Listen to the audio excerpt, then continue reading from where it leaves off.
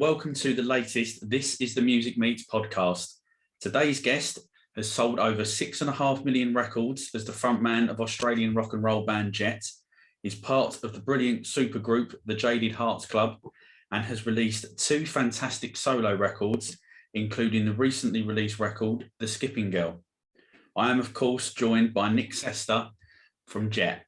Nic, thanks very much for coming on today. It's much appreciated. How are you doing? I'm doing pretty good. It's 11 o'clock. My daughter's in school and my wife's going out for the afternoon. So all good. Happy days. So to kick things off, can you tell the listeners where in the world you are recording this with me today? I'm in Milan, where I've been living for the last 5 years. Sure. So what new music or any music are you listening to at the moment? Well, I mean, I guess to be honest, music to me is quite seasonal, much like food, you know. Yeah. In the winter, you know, it's heading into winter now. I listen to a lot of classical music. I like listening to a lot of the old crooners as well. I know seems very unexpected, but I listen to a lot of stuff like Dean Martin and Bobby Darin, and I don't know, that music always seems very autumnal to me, so I like listening to it this time of year. Yeah, well, obviously absolute legends of music. So you know, if you can't listen to a legend every now and again, when can you? Sure. So so you've obviously just released your latest record, The Skipping Girl, which has received fantastic reviews and support from your fans. So can you tell us, where did you get the inspiration from for this record? Well, the whole album, essentially it's a story. I mean, the album is a story in itself, and then I went on to write, expanding on that. I thought I would write a children's book to accompany it, which is sort of already in the text, in the lyrics of the songs themselves. And it's all about the central character of both the album and the story is a neon sign, which exists in Melbourne. It's been there since 1936. It's quite historic. And it occurred to me one day that more than being just a neon sign, it spoke to me one particular day when I thought, man, it's potentially a metaphor as well for, it's a girl in a red dress who is kind of stuck in this eternal loop. And I thought that could be an interesting idea to explore one day. Fast forward to this pandemic, and the whole world was kind of stuck in this repetitive loop. I thought if there's a moment to explore this, it's probably now. So that's where the idea came from, and then the songs themselves are essentially episodes in the life of this girl. So did the idea for the book come first, or was it like the music, or was it sort of kind of, you know, sort of happened organically together? Pretty much organically together. As I said, like the music kicked off with one song in particular, which is called Forever, which is essentially the first song on the album. There's an introduction, but then the first song is Forever, and in that song is essentially the bones of what became the children's book as well, about this girl who's on top of a factory looking down on the city below her, and then crashes down and comes to life. So that's where it all began, with that specific song. And then it just sort of took shape. I mean, some of the songs were written quite long ago, like more than 10 years ago, and I sort of filed them away, thinking because they're quite different, obviously, than anything what I'm known for. But after 10 or 15 years, I realized that I had a lot of stuff, like a lot of songs that all sort of seemed like they belonged together. And I was just looking for an interesting way to tie it all together, you know, because also, you know, I've been doing this for a long time now, and the idea of just write an album, record it, go on tour, write an album, record it, go on tour, just becoming a little mundane. I thought maybe there's a more interesting way to present an album that sort of enhances the storytelling of the communication that might be slightly more interesting than the way it's normally done. Sure. So obviously you've mentioned there some of the music that you have been listening to at the moment. And obviously, as you've just said as well, it's quite a different album from what people have come to expect from you with obviously your Jet albums and obviously Sugar Rush as well. So was it then a conscious decision to sort of move away from sort of what you're known as? And was there any point during the writing or recording process where you thought, oh, hang on a minute, I'm not sure about this, I should, maybe change direction and stick to what I know, type of thing? Well, honestly, I'm aside from the fact that I was in Jet and I'm known for being a rock and roll singer or rock and roll part of a rock and roll band, I've always listened to an enormous range of music, like, at home. I mean, my grandfather was a tenor, so I grew up listening to a lot of classical music. And, I'm just a music fan in general, and I listen to everything. So it's just nice to finally have a vehicle where I can release some of this other side of me that's always been there, I guess. Yeah. Okay, so but that being said, I'm aware of how I'm perceived, and I'm aware that this would is potentially not really I didn't see it as a risk, to be honest. I just thought I thought it was, that made it even more exciting, I guess, to me, to do something completely different was exciting. Yeah, definitely. And I think, as I said earlier, I think it's obviously had some great reviews. So I think from people that have heard it, even I guess like music critics or and plus the fans as well, I think it has been very well received, personally speaking, as well.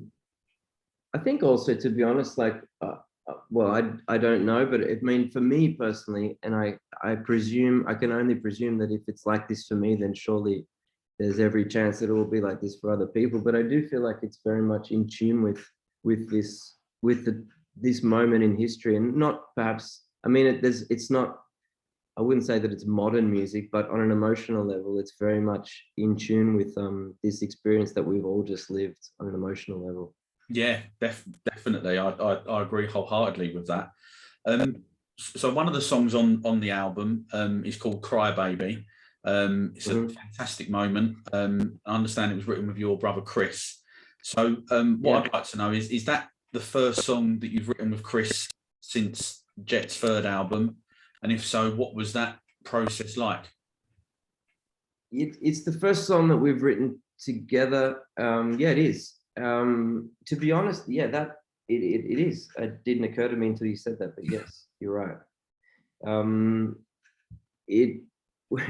So it just took me a while to remember, because it's been around for a while. And again, like a lot of these songs I've had for a while, and I just sort of put them aside, waiting for the right moment.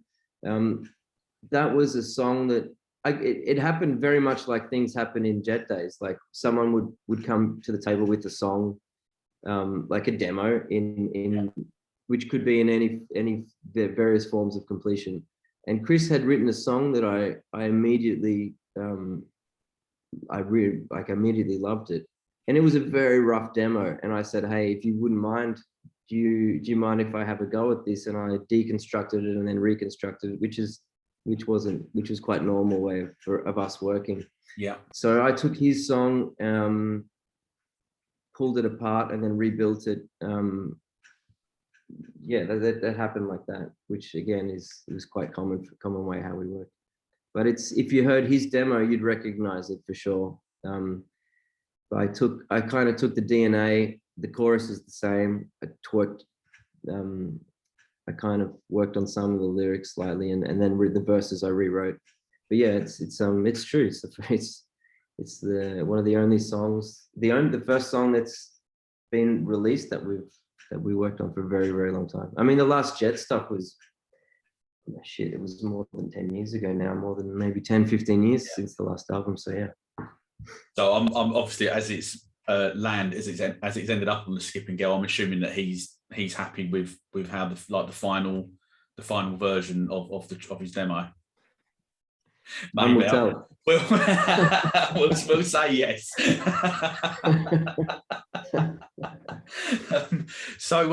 One of the things that I found quite interesting on this record was that you made a decision to avoid all auto tuning to sort of make the record sort of quite raw, really, I guess. Was there a particular reason for adopting that approach? And did you ever think about maybe sort of changing that at all?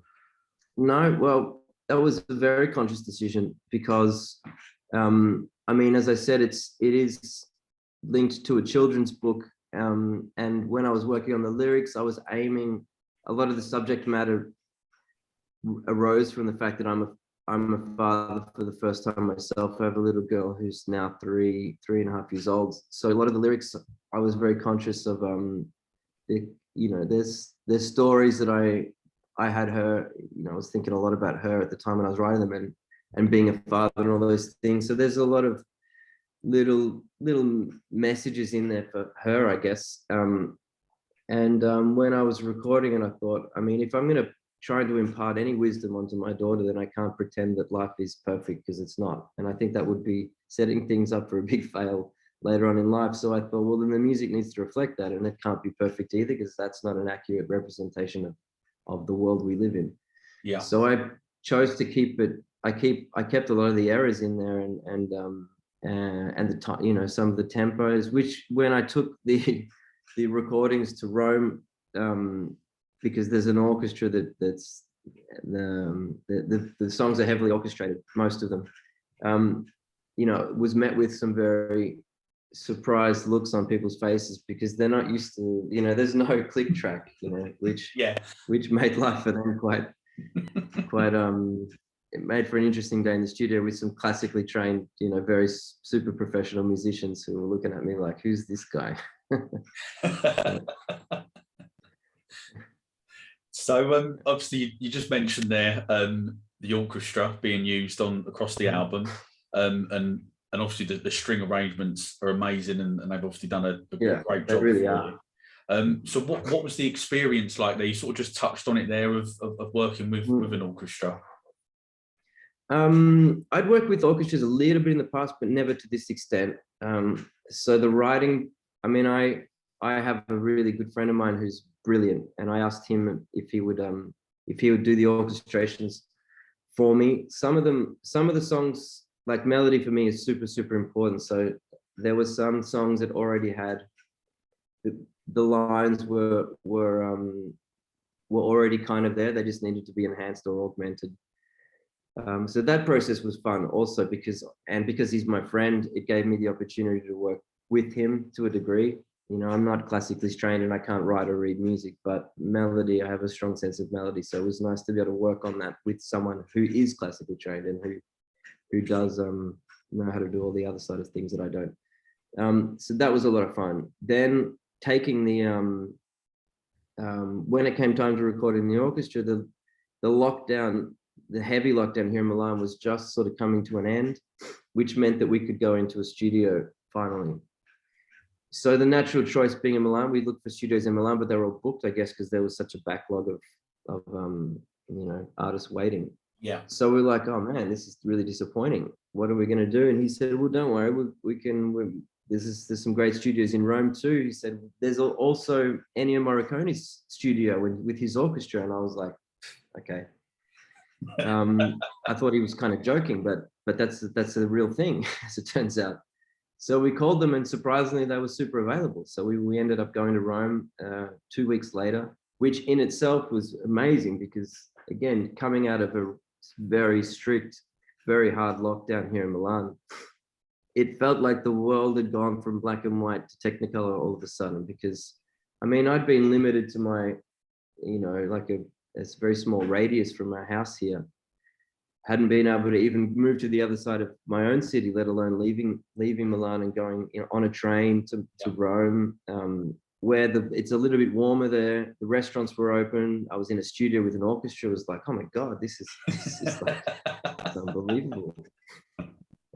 So it was great. And also because, I mean, the arrangements, we'd worked on them. We had a lot of time, obviously. So we worked on the arrangements a lot. So going there was just pure fun because there wasn't really work. These guys are amazing, the musicians, the orchestra, obviously. So I was just, drinking wine and eating pasta for 2 days while this all unfolded in front of me, because we'd done most of the work before getting there. So it was just pure fun for 2 days, which is amazing. Yeah, it certainly does sound amazing, and you just saying there about being able to eat pasta and drink wine as well, especially, sounds like a dream, to be perfectly honest. It really was, man. It was unbelievable. I can't build it up enough. It was really, again, it honestly felt like, it was like, oh my God, the world is just turned back to Technicolor in colors even more vibrant than I'd remembered. It was amazing.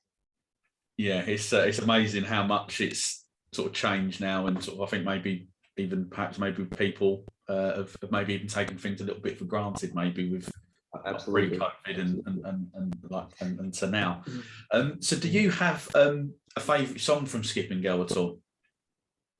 One that either you're sort of like most proud of having written, or how it sounds, how the final sound is, or something? I particularly like a song called "Don't Lean on Me," because it's like the anti song. It's like you're sort of more used to hearing "Lean on me, I'll be there to help you." But the truth is, and this is one thing that I wanted to explore in the lyrics, is it's going to happen. Sometimes I'm not going to be there. I'm not going to be. Everyone's human. Everyone makes mistakes, and but I think that by speaking openly about that, you take the fear. By speaking openly about something, you're able to take the fear out of it, and that was something that I was interested in exploring in that song. So I'm quite fond of the lyrics and the message, or the meaning more than the message, because the message is can be seen as being quite sad. Yeah. But I like the honesty of it. Yeah, that's one of my favorites. Great, fantastic choice there. And as I said, I've loved listening to the album since it's been released, and well, prior to it coming out as well, with the review and everything. So obviously, Jet, as we mentioned in the intro, the band sold 6.5 million albums worldwide. So when you started out the band back in Melbourne, did you ever imagine in your wildest dreams that you'd achieve those sort of figures? Yeah. Yeah. No. To be fair, I admire the confidence straight away there. I love that. No, we didn't. No, it all happened so fast too. When I look back on it, like we were, super young, man. Like that album, Get Born, I can see it there in the background there. I was 18, 19 years old when I wrote most of those songs, my parts anyway. No, we were, we'd said it, we were just wanting to get out of our city was Yeah. I know this might sound like a crazy comparison, but I can't help it, especially being here in Italy at the moment. I'm looking at this band Maneskin at the moment, and not that we share anything in common with them musically or the way that they were born, but it's interesting for me following their success, because a lot of it mirrors the giant leaps and the speed at which it's moving. I see a lot of my own story in that one. Yeah. So just on the debut album, Get Born, obviously released back in 2003, you recorded it, I believe, at Sunset Sound Studios in LA with Dave Sardi. So what was the experience? You obviously just said there about you wanted to get out of Melbourne. That was sort of the main sort of aim originally. So to get over to LA to record the debut album, what was the experience like, and sort of the mood in the camp? Again, we were just kids. We were like teenagers. I think I had just turned 20 maybe. We were super excited. We'd always been living in our family homes up until that point. Then all of a sudden we're on an airplane, we're in Los Angeles, we're recording an album. It was amazing. It was a lot of fun. And I think, that when I haven't for a long time, by the way, but if I were to listen to the album now, I'm sure that, I mean, I think part of its success was that that excitement was captured in the songs. Like it's all there in the music. It's pure excitement, and that's all part of it. So yeah, it was a great time. It really was. So you obviously toured the album pretty much non-stop for 2 years, which included support slots with Rolling Stones, Oasis, the Vines. Do you have sort of any memories from supporting those bands that you are able to share with us, or? Difficult. Yeah, there's a lot. I mean, a lot happened, as you can imagine. Yeah. Probably the funnest tour was probably the one with Oasis, I guess. Like the Stones was amazing, but it was the first tour we'd done, so we were very green. But by the time we went on tour with Oasis, we were a bit more wizened, and and it was a good moment too, because it was kind of like the peak of the success we'd had with the first album. And Oasis were in a great place as well. They'd just recorded an album with Dave Sardy as well, and they were sort of touring in the States and having the success that had always kind of eluded them until that point. And so it was Oasis, us, and Kasabian, these three bands, and it was a long tour as well. It was really long, so it was great because we all became pretty chummy, and by the time the tour ended, it was it was amazing fun. Yeah, I mean, what a great lineup with yourself and Kasabian being on that tour. So over the last sort of couple of days, my other half, we've been listening back, and myself obviously, we've been listening back to all three of the Jet albums, reminiscing about the great tunes and memories that we had from each album. But on Get Born, is there a particular song for you that stands out as like a favourite track? I'm trying to remember the track list. I guess I always enjoyed playing Get What You Need. It just because it has such a swagger. Like that song has probably the most out of all the tunes that I can remember. It's just loaded with swagger. So that was always fun, like that was a really fun song. And I remember that one being like, not all the songs everyone contributed, but that was one of the ones where there's maybe one or two where everyone kind of contributed almost equally. That I think from memory was one of those, and everyone sings together too. So it was just a cool song to do because everyone chipped in to write it, and everyone's there performing it together, not just playing but singing too. Yeah. So that's probably that one. Yeah, nice. Okay, so with album 2, Shine On, was the experience of recording recording the debut album behind you, did you approach Shine On with the same mindset, or no? I guess maybe being a little bit greener, I guess, so to speak, not greener, but a little bit more experienced, you was able to approach it in a different way? Well, yeah, I remember like the first, because it was the same team of people that we worked with on Shine On. And I remember,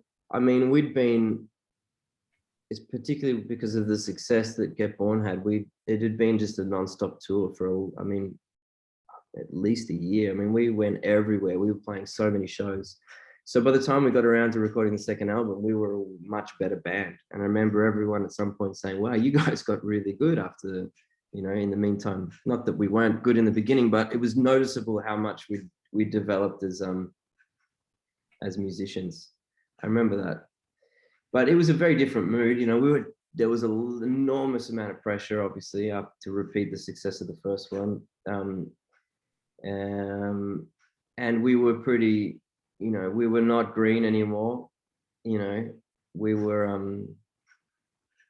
unfortunately, mine and my brother's father had passed away months before. So it was a very strange period because there was still excitement because things were going so well and things were moving in a really positive direction. There was this cloud of sadness, obviously, because of our father.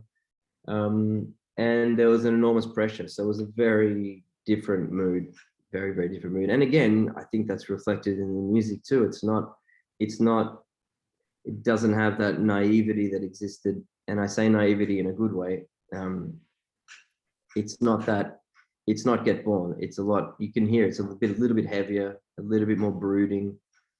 I still think there's some beautiful songs in there though. Yeah, no, definitely, there sure are. And I think how you've just described it, I think is a great summary, to be honest, of the sound that was achieved on that album. So I mean, Shaka Rock, obviously the band's third album, which I think is a great album, really rocking in places as well.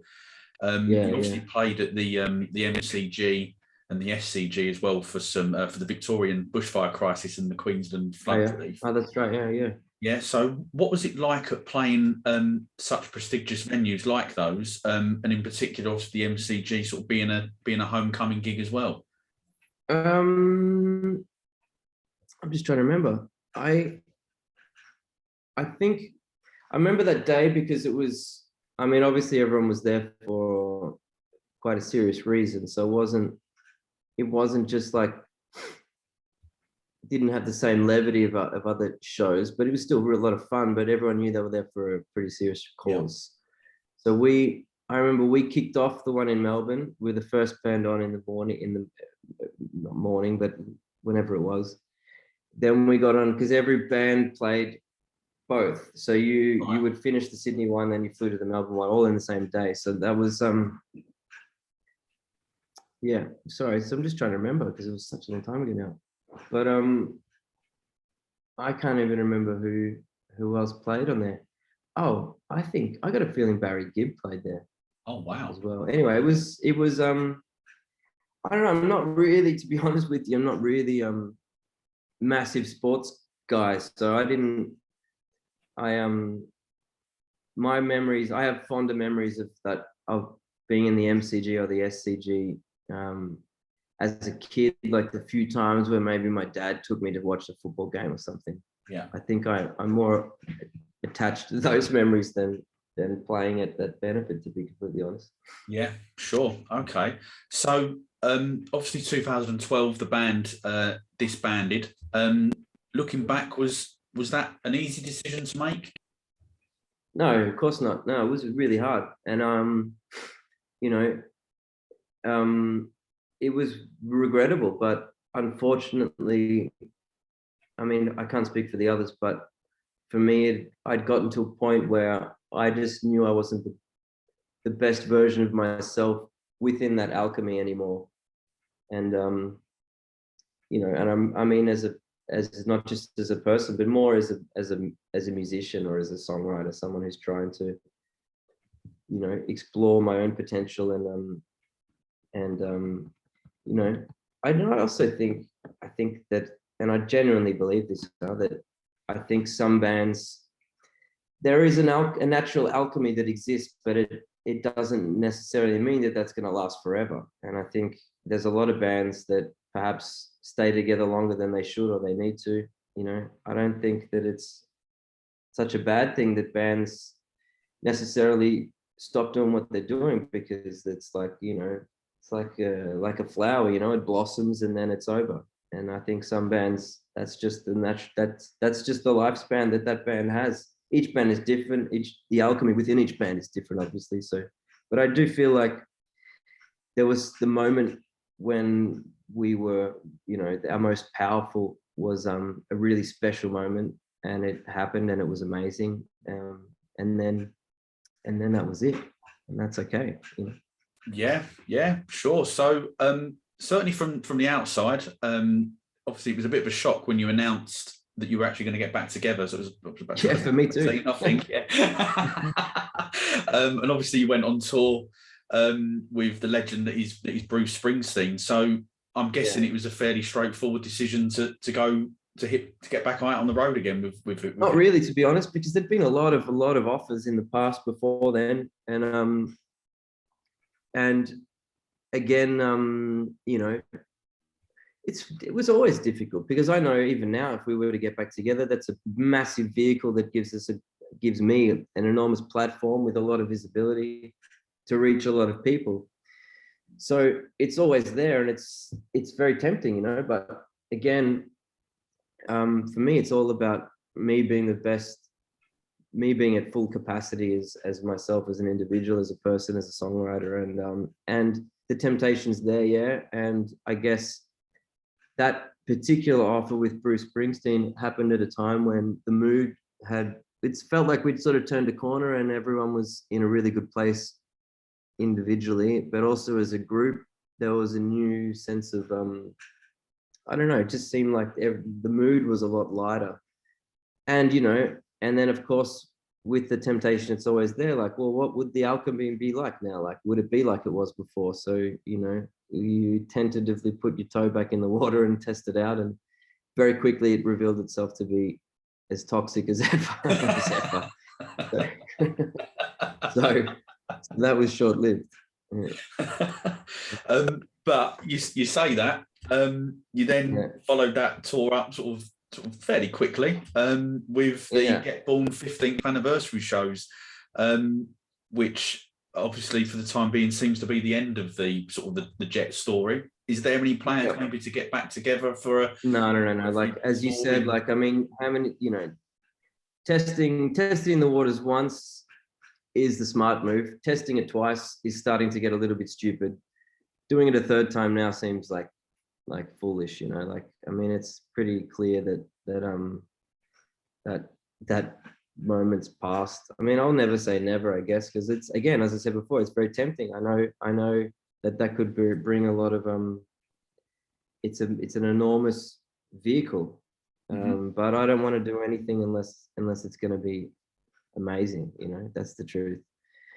And I don't want to just use it because it would be easy, because it would put us all back in the spotlight, or bring us in a lot of money. Like, they all seem very shallow, superficial reasons to get back together. It would have to be a massive culture shift, you know. And to me, it's not for lack of trying, you know. Like, and I'm sort of tired of being the guy in the band going, guys, come on, you know.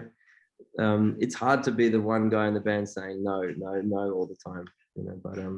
But you know, it's not for lack of trying. We have tried. I have tried.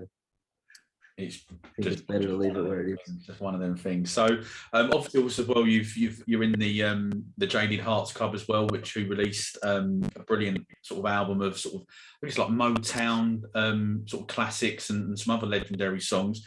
So was that sort of like a bit of a no-brainer to get involved with because there's some great musicians on there, like Matt Bellamy and Miles Kane and Graham Coxon, just to name a few there. Yeah, totally. I mean, I'd known Matt for a really long time. I'd known Matt the longest. You know, he lived in Italy for a period as well, so we were kind of neighbors for many years, at a time when both of our bands were on tour doing the same festival circuits in America. So I'd see him on tour, and then I'd go home and he'd be there too. Yeah. So we know each other for a really long time. So yeah, I mean, some of the guys I'd known, some of them I hadn't. I had never met Miles before. But yeah, of course. I mean, there's some great, super talented guys in that group. So of course, you know, any invitation, I was always gonna say yes. Yeah. And it's fun, you know, it's super fun. I mean, also just the fact that no one involved particularly needs to do it. It's just, you know, it's nice to go back to doing music for such the same pure motives where we all began, you know, just for the pure fun of it. Yeah, is very refreshing. And it's a fantastic record, and I think the joy from each of you certainly comes across in like the playing and the delivery and stuff. So you obviously mentioned earlier that you're living in Italy. Obviously, it's well known for its rich heritage and its culture and amazing food, as you've discussed, and beautiful people. Having said that, is there anything that you miss about living in Australia? Yeah, I mean, it's not all those things you say true, obviously, but it's certainly living in Australia would be much easier. I mean, just for the language alone. I mean, I speak pretty good Italian these days, but it's still not my first language and never will be. Yeah. Bureaucracy here is world famous. You know, it's nothing is easy. Nothing happens that quick, but that's also part of the fun, I guess, you know, like, but I mean, I'm going back to Australia for the first time in a few weeks, actually, for the first time in almost 3 years, which I'm very looking forward to. So I don't know, maybe if we have this conversation again when I get back, I'll let you know. I'll let you know what it is that I realized I've missed. Well, I'll hold you to that. Right. So just going back to the Skipping Girl, are there any plans to sort of get out on the road and tour it at all, or? Oh man, I would love to so much. I really feel very, I mean, I'm super proud of the whole project, first of all. And I'm very attached to the music because it's very, I don't know, the whole mood of the album is a place that is very comfortable for me. It's very, you know, it's very melancholic, which is a mood that I slip into quite easily, and I'm very comfortable there. So I would love to, man, I really would, but it's just still, I mean, to do it is a big undertaking because there's a lot of moving parts, and it's still uncertain times with venues and the whole mechanics of that is just, it's still kind of mind-boggling to do something like this with all these people involved. The costs are high, you know. I mean, I don't know what it's like in the UK now, but most of Europe, you can't play full capacity venues, so it's just like, it's just unfortunately not realistic, which is really frustrating. But yeah, hopefully I don't know, maybe in the future there'll be another opportunity. I really hope so, but for now, unfortunately, no. Well, fingers crossed that you are able to do that in the the near future. So here at This Is the Music, we're sort of trying to help the sort of the next band of sort of musicians and bands, etc., coming up. So have you got any advice at all for any aspiring musicians that are out there listening? I don't know. Someone asked me this recently, a young guitar player, and I really do think that anyone who's quick to give you advice should not be listened to. You know, I really think that, because no one really knows what they're talking about. I think it's more important to just find your own path, you know, and find yeah, you just got to really be strong as, you know, you got to be as strong as you possibly can, and listen to, and when I say strength, like have the strength to listen to your own, to follow your own path and trust your instincts. I'd say that more than anything, and don't listen to anyone else. Don't listen to what other people have to say. That's that sounds like pretty good advice to me. And on that note, it's unfortunately that is the end of the podcast. Thank you so much for coming on today. No worries. And as a fan Pleasure. of Jet and your solo work, it's been an absolute pleasure chatting to you today. The Skipping Girl is out now on vinyl, complete with the accompanying children's book, and can be purchased from Nic's website, the link of which you can find in his social media platforms. Alternatively, you can download or stream the album on all of the usual platforms. Nic, thank you once again, and I wish you continued success with the album. Thanks a lot. And in everything else in general. Appreciate it a lot, man. Thank you very much. Have a good day. And you, thank you.